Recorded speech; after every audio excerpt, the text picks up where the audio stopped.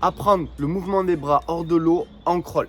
Salut à tous, bienvenue dans cette vidéo. Et dans cette vidéo, on va voir comment dessiner ton geste hors de l'eau dans la nage du crawl. C'est une vidéo super importante puisque c'est un sujet qui est très demandé. C'est aussi quelque chose qui va te permettre de dessiner ton style en natation. En natation, ce que personnellement j'appelle le style, c'est ce qu'on peut voir hors de l'eau. Le geste effectué par un nageur, la glisse, le temps d'arrêt, comment on aperçoit son battement et aussi, surtout, comment est perçu son mouvement de bras hors de l'eau. Dans cette vidéo, tu vas tout savoir sur ce geste et c'est parti pour le programme. En 1, on verra les 3 indispensables à maîtriser pour bien dessiner ton geste hors de l'eau. Dans la deuxième partie de cette vidéo, on verra quel style choisir. Je vais te partager les 3 styles qui existent et comment faire ton choix. Enfin, dans la dernière partie de cette vidéo, je vais te donner 3 éducatifs qui vont te permettre de peaufiner ton style dans l'eau. C'est parti. Avant de commencer la vidéo, ton pouce bleu, c'est super important pour cette chaîne YouTube. Et n'oublie pas aussi de t'abonner pour retrouver tous nos prochains tutoriels en ligne. Au fil de la vidéo, si tu commences à voir quel style tu utilises, n'hésite pas à le noter dans les commentaires. Et si tu as des questions, pareil, l'espace commentaire est fait pour toi. C'est parti pour la vidéo. 3 indispensables que tu dois à tout prix maîtriser pour avoir un joli passage des bras hors de l'eau. Premier indispensable, tu dois à tout prix dégager derrière. Ça, c'est la base. Si tu veux bien construire ton geste en crawl, tu dois commencer par terminer tes appuis loin derrière en ouvrant le buste. Rotation de corps. D'ailleurs, je t'invite à regarder ma dernière vidéo sur la rotation de corps. Elle s'affiche juste là-haut. Donc, indispensable numéro 1, dégager hors de l'eau en ouvrant le buste. Et ça va faciliter le trajet de ton bras hors de l'eau. Indispensable numéro 2, tu vas prendre un maximum de hauteur avec le segment épaule-coude. Peu importe le style que tu utilises, tu dois placer beaucoup de hauteur sur ce segment. Et ensuite, indispensable numéro 3, tu vas t'appliquer à toucher loin devant toi et éviter de piquer comme ça au devant de ta tête. Si tu piques, tu vas entraîner l'erreur suivante, croiser au devant de ta tête. Donc ça, c'est quelque chose qu'on ne veut surtout pas. Je te résume les 3 indispensables. Dégager derrière, un maximum de hauteur, toucher tard. Pour toucher tard, tu peux t'amuser à rentrer les 4 empreintes digitales le plus loin possible devant toi. Et maintenant, on passe à la partie 2. Quel style choisir pour ton trajet des bras hors de l'eau? C'est parti.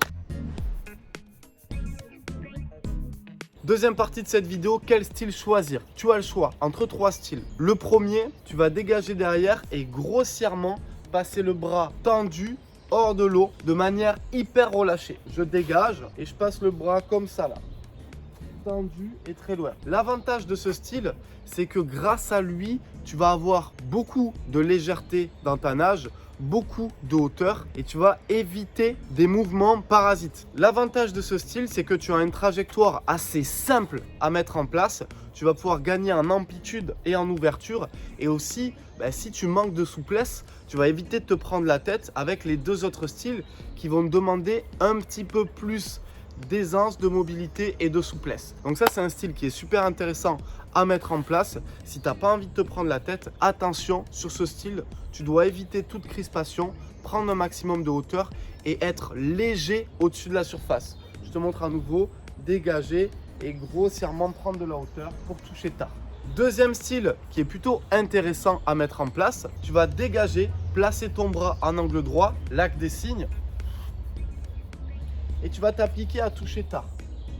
C'est un style qui est super intéressant. Encore une fois, l'idée, c'est de vraiment optimiser ton mouvement loin derrière, prendre de la hauteur et toucher tard. Le but, c'est que tu trouves un maximum de sensations sur un des 3 styles et que tu puisses l'appliquer et le peaufiner par la suite. Troisième et dernier style, celui-là, il est plus conventionnel. Tu vas dégager, placer ton coude très haut, ta main basse proche du corps et tu vas t'appliquer à toucher tard. Ça, c'est vraiment le style des compétiteurs. Il faut que tu sois capable d'être très relâché pour effectuer ce style.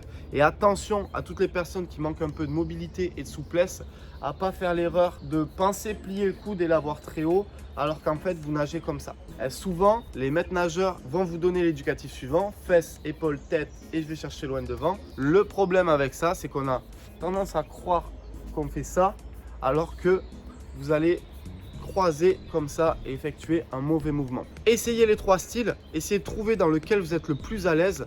Et maintenant, je vous donne un éducatif par style pour peaufiner votre geste. C'est parti.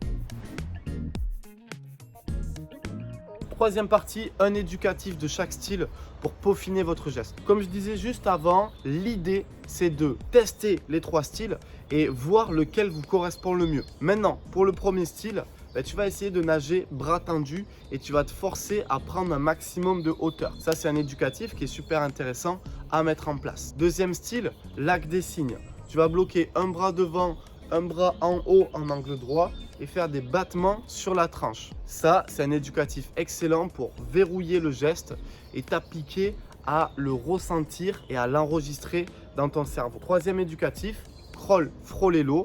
Pour le troisième style, je dégage loin derrière. Je frôle la main le plus possible du buste en pensant à garder le coude le plus haut possible et toucher tard. Marque-moi en commentaire lequel des 3 styles tu préfères. Bien sûr, n'oublie pas ton pouce bleu si cette vidéo t'a plu.